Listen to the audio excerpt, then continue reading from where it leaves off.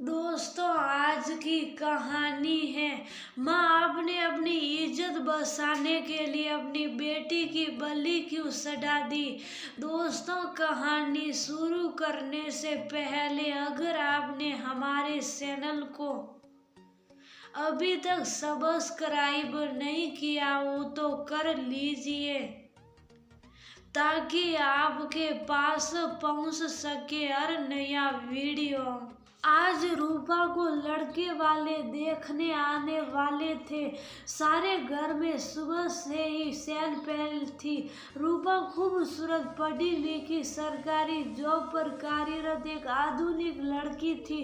हालांकि उसका दिल नहीं था इस तरह विधि व देख दिखाने के बाद शादी करने का, पर अपने पापा के डर की वजह से और मम्मी के दबाव के कारण वो राजी हो गई थी।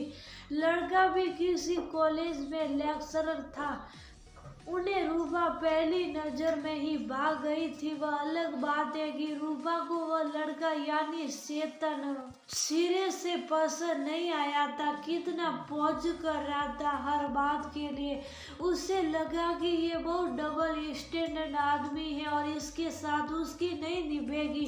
रूपा की बड़ी बहन भव्या कहने को उससे साल भर बड़ी थी, पर रूपा की तरह खूबसूरत नहीं थी।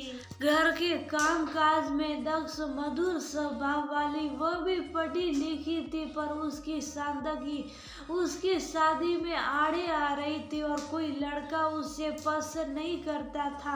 अब छोटी बहन उसकी वजह से कुंवारी तो न बैठती।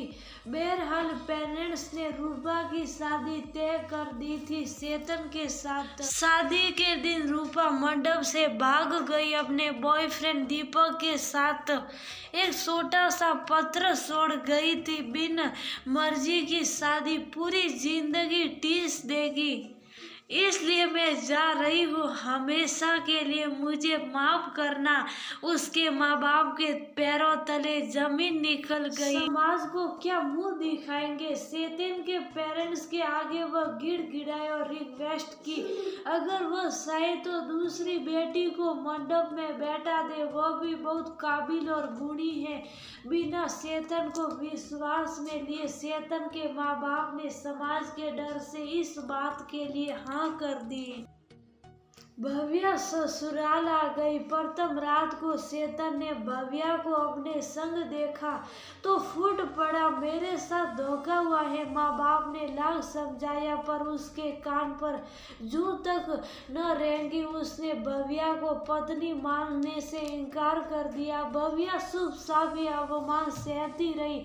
उसकी तो कोई गलती न थी। वो अपने पेरेंट्स की खातिर सुली सड़ी थी। अपने अच्छे व्यवहार से उसने जल्दी सास ससुर और सभी रिश्तेदारों का दिल जीत लिया। अगर देखा जाए तो वह अपनी बहन रूपा से थोड़ी कम सुंदर थी। उसकी तरह गोरी और श्राप नैन नक्श वाली नहीं थी। बाकी उससे ज्यादा सुंदर, चरित्रवान और शिक्षित थी, पर चेतन को ये सब नहीं समझ आता था। उसने भव्या को जबरदस्ती पत्नी का दर्जा तो दे दिया था, पर वह उसे कहीं बाहर न ले जाता घुमाने, और उनमें पति पत्नी वाले शब्द भी न थे। समय बीतता गया। भव्या अपने मायके आती तो माँ उसका मुरझाया चेहरा देखकर अपराध बोध से ग्रस्त हो जाती। अपनी इज्जत बचाने के लिए उन्होंने अपनी बेटी की बलि चढ़ा दी थी। ये बात उन्हें सरल थी। बेटा, तुझे जब लगे कि तू वहाँ नहीं रह सकती, लौट आना घर, कोई कुछ नहीं कहेगा। मैं ठीक हूँ। चेतन मुझे पसंद नहीं करते, पर सास ससुर बहुत प्यार करते हैं। चेतन का दिल भी मैं जीत ही लूंगी। एक दिन उनका गुस्सा जायज है माँ, वह कहती, और माँ उस ढेरों दुआएं देती। वह फिर ससुराल चली जाती। चेतन का व्यवहार उसके साथ वैसा ही रहता। उसे भव्या बहुत गंवार नजर आती। हर वक्त घर के कामों में लगी रहने वाली, सीधी सरल, न कोई स्टाइल न टेंशन। चेतन की माँ समझाती उसे, बेटा हमारी तकदीर अच्छी थी जो हमें ये बहू मिली।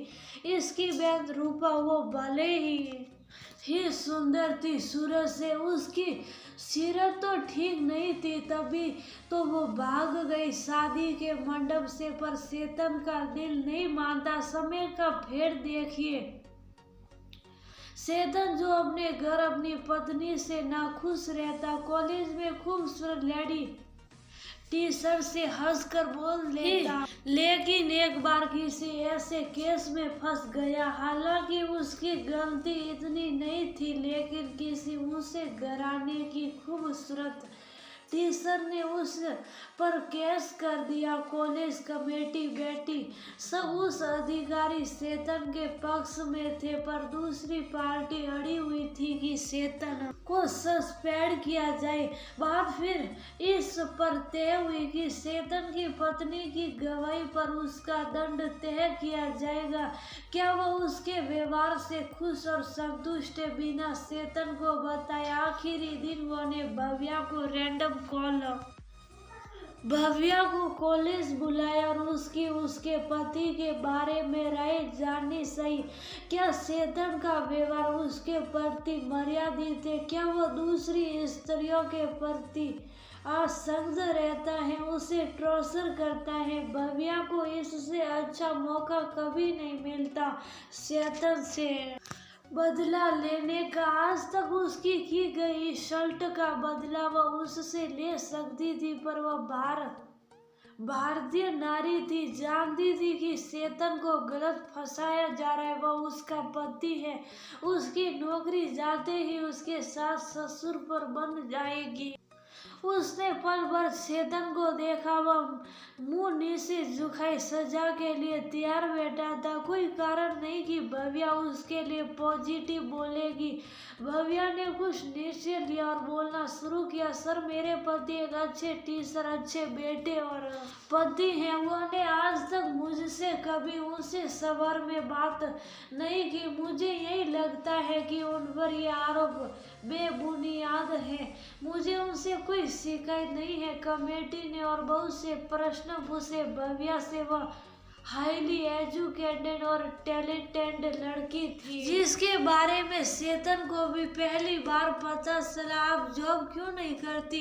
क्या मिस्टर चेतन ने कोई प्रतिबंध लगाए हैं आप पर? नहीं सर, मेरे सास ससुर काफी बूढ़े हैं, उन्हें देखभाल की जरूरत है और मेरे पति की आय इतनी है जिसमें हमारी दैनिक जरूरत पूरी हो जाती है। बस इसलिए चेतन ने पहली बार शौक कर उसे प्यार से देखा। इतनी बुरी भी नहीं थी वो शक्ल सूरत में जितनी वो समझता था। क्या हुआ जो उसका रंग दूधिया गोरा नहीं? क्या हुआ जो फैशनेबल कपड़े नहीं पहनती? उनका दिल तो खरा सोना है। कमेटी ने सारी बातें नजर रखते हुए चेतन को उन आरोपों से बरी कर दिया। वह भव्या को अपनी मोटरसाइकिल पर बैठा के घर ले जाने लगा था।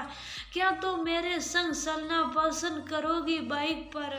उसने भव्या से पूछा। मैं तो कब से इस दिन के इंतजार में ही थी, वो शरारत से बोली। तुम बड़ी सूफी रुस्तम निकली, कभी बताया नहीं तुमने डॉक्टर कर रखी है, नाम से पहले क्यों नहीं लगाती? अब घर बैठकर क्या डॉक्टर लगाओ नाम के आगे? वैसे आपने कभी मौका ही नहीं दिया कुछ बताने का। अब संग समय बिताएंगे तो सब कुछ जान ही लेंगे। वह बोली, तुम घूमना कहाँ जाना चाहोगी मेरे साथ मेरे विंटर ब्रेक में? चेतन बोला। भव्या मुस्कुराई। जहाँ आप ले चलोगे वहीं जाऊंगी। चेतन ने मोटरसाइकिल की स्पीड तेज कर दी और भव्या उससे सटकर बैठ गई। उसकी कमर को अपने हाथों से जकड़कर वो फुसफुसाई, धीरे चलाओ बाइक, नहीं आज और करीब आ जाओ। पहली बार महसूस हो रहा है कि मैं शादीशुदा हूँ और मेरी बीवी